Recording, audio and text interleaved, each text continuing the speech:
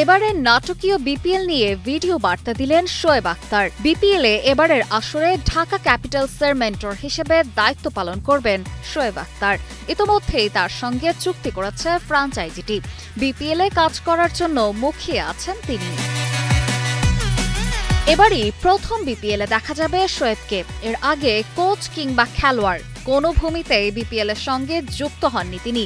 প্রথমবার বিপিএলে কাজ করতে যেন তর সইছে না পাকিস্তানের এই সাবেক পেসারের।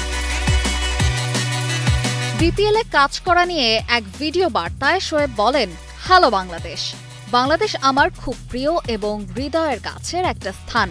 গত 10 থেকে 15 বছর ধরে আমার বাংলাদেশে আসা হয় না, কিন্তু এই বিপিএলে ঢাকা ক্যাপিটালসের মেন্টর হিসেবে আসছি।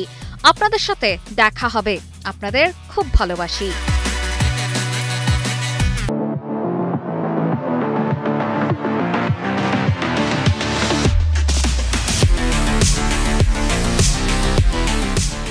এদিকে 3 দফা পিছিয়ে আগামী 30 নভেম্বর অনুষ্ঠিত হবে বিপিএল এর নিলাম। 12তম আসরে প্লেয়ার্স ড্রাফটের বদলে হবে অকশন।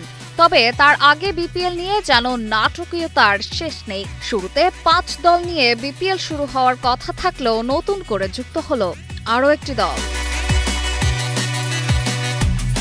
আসন্ন আসরে 6টি দল নিয়ে 26 ডিসেম্বর মাঠে গড়াতে যাচ্ছে বিপিএল এর 12তম আসর।